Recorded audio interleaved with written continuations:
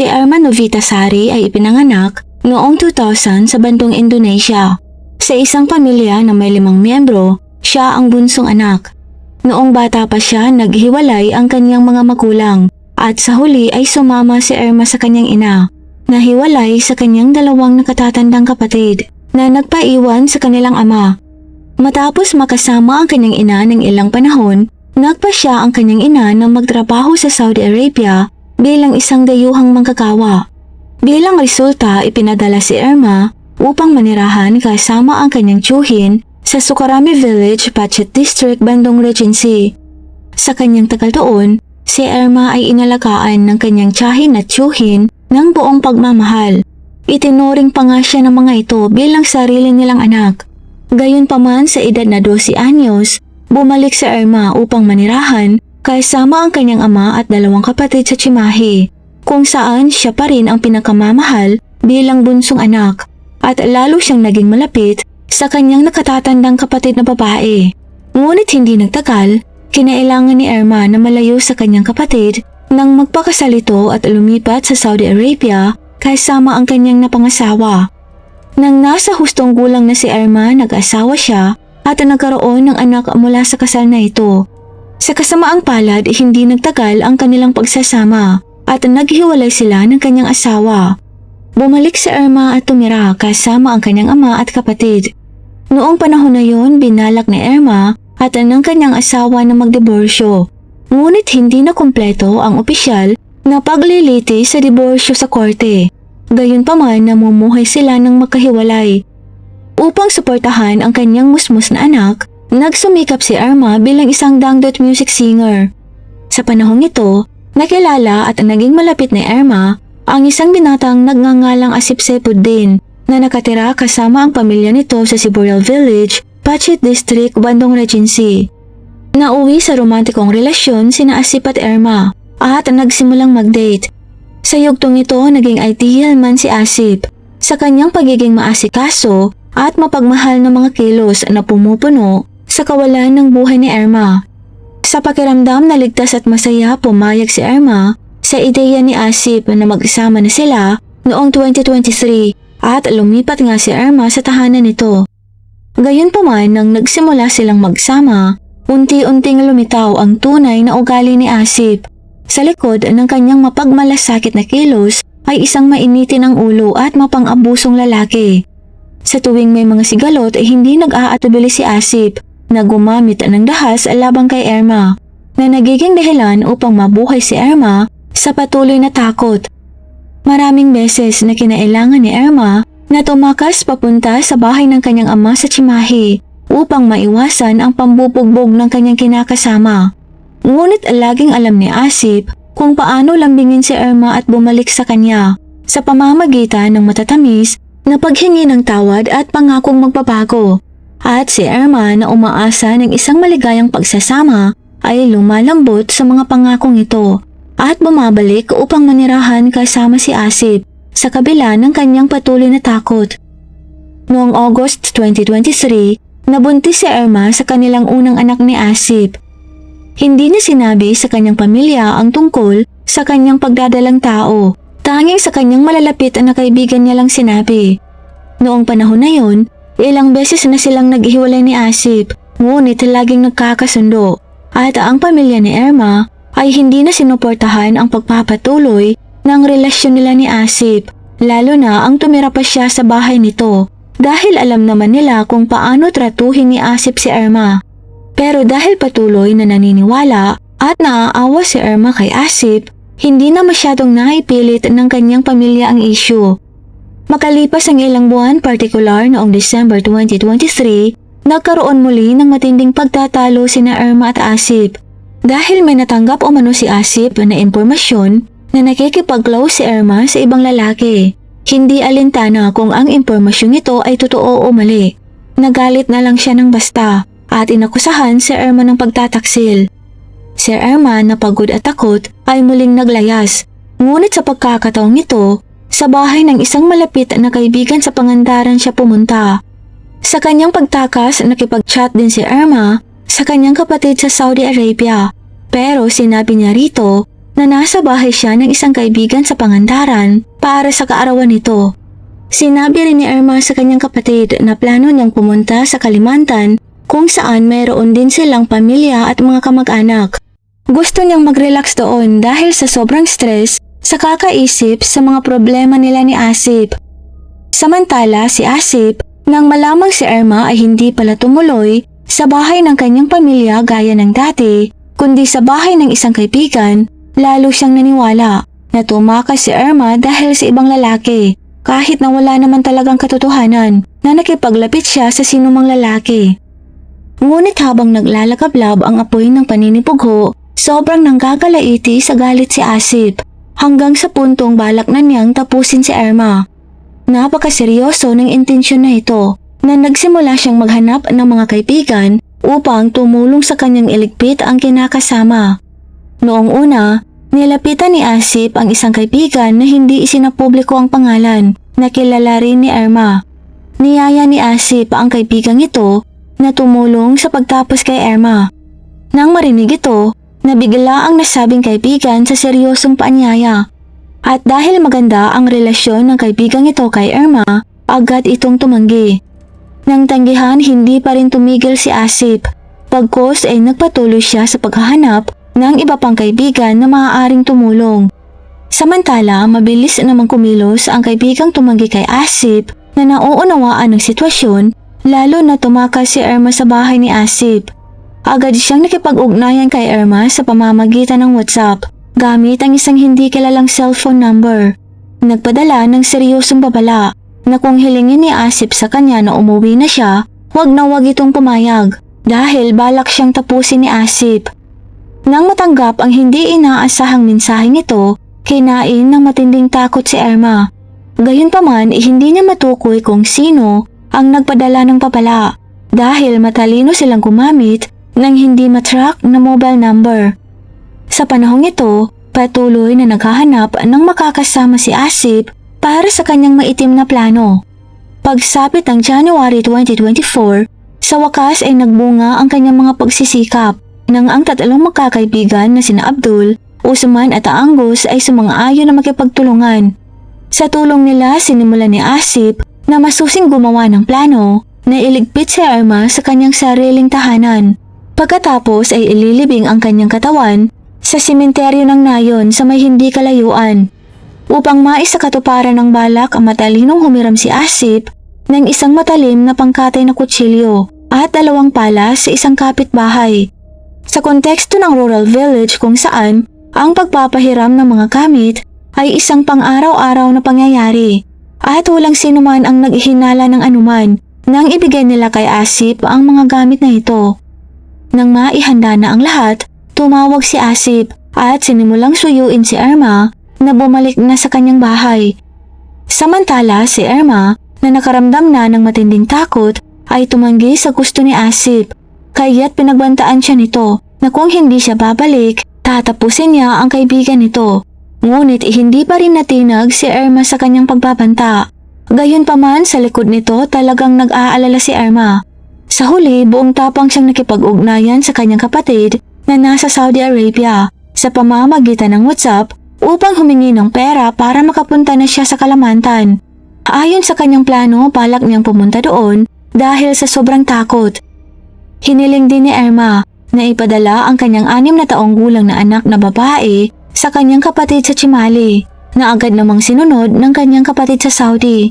Ngunit bago umalis patungong Kalimantan, tinawagan ni Irma ang kanyang tiyuhin para sunduin siya nito sa bahay ng kanyang kaibigan sa Pangandaran. Ang sabi ay gusto niyang bumisita muna sa bahay ng mga ito bago siya tuluyang umalis. Hindi nagtagal, muling kinontak ni Asip si Irma. Ngunit sa pagkakataong ito, may dala na siyang mas malupit na banta. Tatapusin niya ang ama ni Irma kung hindi pa rin ito uuwi. Matinding tumama kay Irma ang bantang ito na nagdulot sa kanya ng kalituhan at takot. Alam niya ang kawalang hiyaan ni Asip, isang taong hindi magdadalawang isip na gumawa ng anuman upang makamit ang kanyang mga layunin. Nahaharap sa problemang ito, sa takot na mabiktima ang kanyang ama, tumawag si Irma para kanselahin ang kanyang plano na sunduin ng kanyang tiyuhin. at sinabing darating si Asip para kunin siya nito. Nang marinig ito, labis na nag-alala ang kanyang tiyuhin. Agad na pinayuhan si Irma na pumunta na lang sa bahay niya sa halip na bumalik kay Asip. Nararamdaman kasi nitong may masamang mangyayari. Ngunit nakatatak na ang tadhana at nagpasya pa rin si Irma na bumalik sa bahay ni Asip kung saan malapit nang mangyari ang trahedya ng kanyang buhay. January 14th, ibinalik ni Asip si Irma sa kanyang tahanan. Habang hindi niya namalayan, tahimik na inihanda ni Asip at ng 3 kasabwat ang kanilang maitim na plano. Pinili nilang isagawa ito sa gabi para walang makapansin sa kanilang malagim na balak. Nang sumapit ang gabi at nakapagpahinga na si Irma, biglang sumugod ang 4 na salarin. Buong tapang na nanlaban si Irma sa desperasyon, ngunit ang mahina niyang lakas ay hindi sapat para malabanan ang 3 matipunong lalaki na mahigpit na humawak sa kanyang mga binti at braso at tinakpan ng kanyang bibig. Sa nakakakilabot na sandaling yon, walang awang inihampas ni Asip ang matalim na kutsilyong pangkatay sa lalamunan ni Irma. Bumagsak ang balingkinitan niyang katawan at agad nalagutan ng buhay. Matapos matiyak na patay na si Irma, inilabas nila ang wala ng buhay nitong katawan sa bintana ng kwarto. Saka kinaladkad papunta sa sementeryo sa plantation area, hindi kalayuan sa likod ng bahay ni Asip. At doon sa sobrang dilim, naghukay sila at inilibing ang katawan sa tabi ng libingan ng taga-nayon. Ang libingan na ito ay parang normal lang na libingan pero walang lapida, kaya walang mga taga-nayon ang maghihinala sa presensya ng libingan na ito.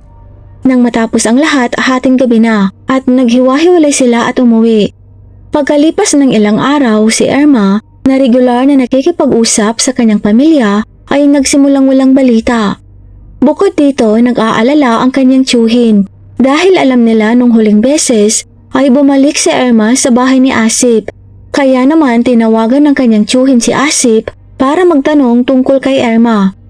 Pero sabi ni Asip na sinundo niya si Irma mula sa Pangandaran sakay ng kanyang kotse. Ngunit habang nasa daan, biglang tumakas si Irma at kinuha pa nito ang mga gamit ni Asip.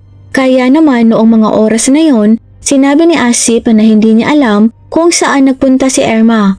Ngunit dahil hindi masyadong nagtitiwala ang tiyuhin ni Irma, sinabi ni Asip dito na magsumbong sa mga pulis kung hindi sila naniniwala sa kanya. Dahil dito lalong naguluhan ang tiyuhin ni Irma. Sa pagsisikap na makakuha ng impormasyon, nakipag-ugnayan ang tiyuhin ni Irma sa malalapit na mga kaibigan ng kanyang pamangkin. Ibinunyag ng isa sa kanila na minsan nang ibinahagi ni Irma ang kanyang plano na pumunta sa Bali para magsimula ng negosyo.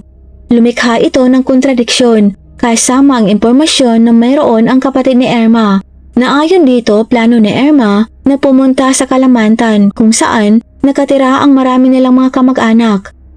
Sa gitna ng magkasalungat na impormasyon at lumalaking pagkabalisa, pansamantalang napagpasyahan ng pamilya na maaaring umalis nga si Irma sa lungsod upang makahanap ng bagong buhay.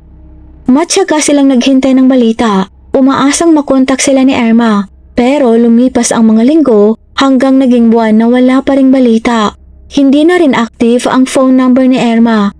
Ang matagal na katahimikang ito ay nagtulak sa buong pamilya ng matinding kalituhan. Paglipas ng 2 buwan noong March 2024, ang kapatid ni Irma sa Saudi Arabia ay biglang nakatanggap ng mensahe sa Instagram mula sa isang peke o anonymous account. Tinatanong kung ano ang relasyon nila ni Irma. Agad namang sumagot ang ate ni Irma na siya ay biyolohikal na kapatid nito. Kaya ang anonymous person na ito ay humiling ng kanyang contact number para kumontak sa kanya at sinabi na gusto niyang pag-usapan ang sitwasyon ngayon ni Irma. Dahil dito, ibinigay niya ang kanyang contact information. Pero pagkatapos maghintay, initially walang balita mula sa anonymous person na ito. Ngunit makalipas ang 4 na buwan, partikular noong June 4th, biglang may isa pang anonymous account na nakipag-ugnayan sa kapatid ni Irma sa Facebook. Sa puntong ito, sinabi ng anonymous account na isa lang siyang outsider at hindi kilala ang kanilang pamilya. Pero gusto niyang ipaalam ang tungkol kay Irma na patay na raw ito ngunit walang ebidensya. Dahil walang ebidensya, hindi agad naniwala ang kapatid ni Irma. Gayunpaman, ang hindi nagpakilalang taong ito ay nagpatuloy sa pagsisikap na hikayatin ang kapatid ni Irma upang agad na kumilos ang kanyang pamilya.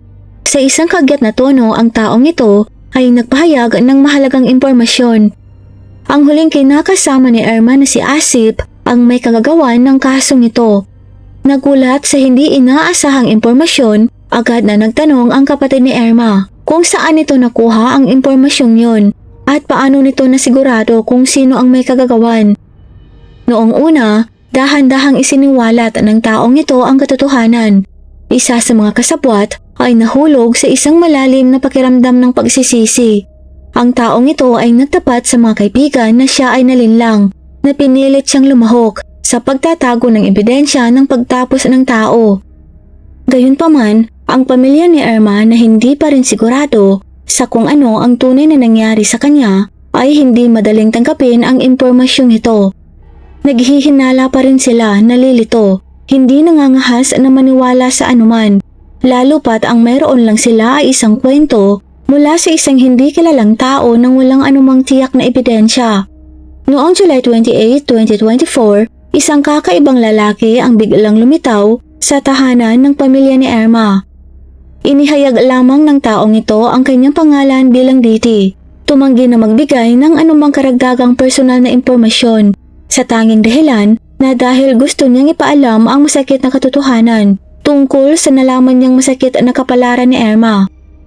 Sa mahinang boses, sinabi ni Diti na si Irma ay pinatay ni Asip ilang buwan na ang nakakaraan at ang katawan nito ay inilibing na sa walang markang libingan sa sementeryo ng Nayon malapit sa plantation area sa likod ng bahay ni Asip.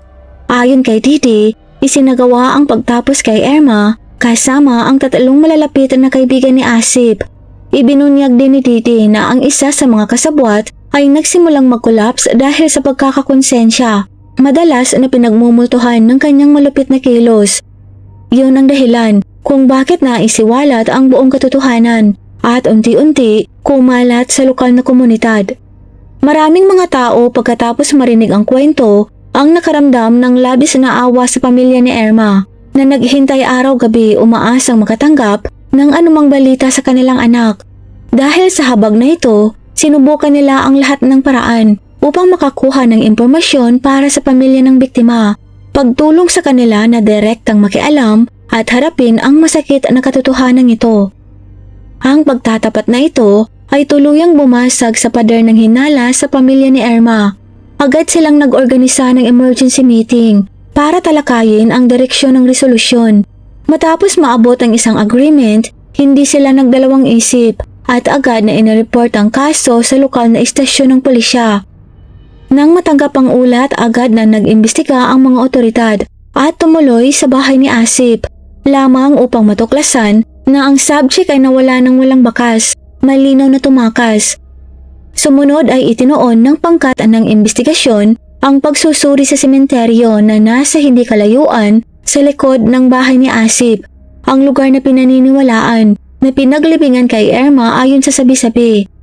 Nang maingat na suriin, natuklasan nila ang isang kahina-hinalang libingan na kapansin-pansin kaysa sa iba pang mga libingan dahil wala itong lapida. Matapos maberipika sa mga lokal na residente na walang nakakaalam tungkol sa may-ari ng misteryosong libingan na ito, lalong naging tiyak ang hinala ng mga pulis. Sa huli, ang pulisya at pangkat ng investigasyon ay nagpatuloy sa paghukay sa libingan at totoo nga natagpuan doon ang katawan ni Irma. Tunay na ikinagulat ng buong pamilya ni Irma ang pagtuklas na ito at iniwan silang hindi makapaniwala sa krimeng ginawa ni Asip. Agad na inilipat ang katawan ni Irma at dinala sa ospital para sa forensic examination. Dito nabunyag ang isang masakit na katotohanan. Tinapos ang buhay ni Irma habang 6 na buwang buntis. Hindi isa ang kinuha ni Asip, kundi 2 buhay ng sabay-sabay. Kaagad pagkatapos ipahayag ang pagtuklas na ito, ang mga unit ng pagsisiyasat ay agad na nagtalaka ng isang kagyat na manhunt. Dahil sa matalinong source tungkol sa pinagtataguan ng suspect, mabilis na nahuli ng mga otoridad si Asip habang nagtatago ito sa bukor. Hindi nagtagal Nahulog din sa kamay ng batas ang 3 kasabwat ni Asip. Lahat ng 4 na subjects ay dinala sa punong tanggapan ng pulisya ng lungsod ng Bandong upang sumailalim sa malalim na hakbang ng pagtatanong. Sa silid ng interogasyon, unti-unting gumuho ang mga dingding ng katahimikan at napilitan ng grupo na aminin ang buong katotohanan. Ang mga legal na kahihinatnan ngayon ay napakaseryoso at hindi maiiwasan. Lahat ng mga kasabwat, lalo na si Asip bilang mastermind, ay nahaharap sa inaasahang habang buhay na pagkakakulong o maging ng parusang bitay. Ang hindi maikakailang ebidensya ay nagpapakita na ito ay isang organisadong pagtapos ng tao, maingat na binalak at isinagawa nang may nagkakaisang kasunduan ng maraming tao. Shoutout po kina Esperanza Berman na nanonood from Los Angeles, California, kay Shinonaga Evelyn at kay John Kennedy 8053. Ito lang po para sa araw na ito. Maraming salamat po sa panunood at sa muli mag-ingat po tayong lahat. Paalam!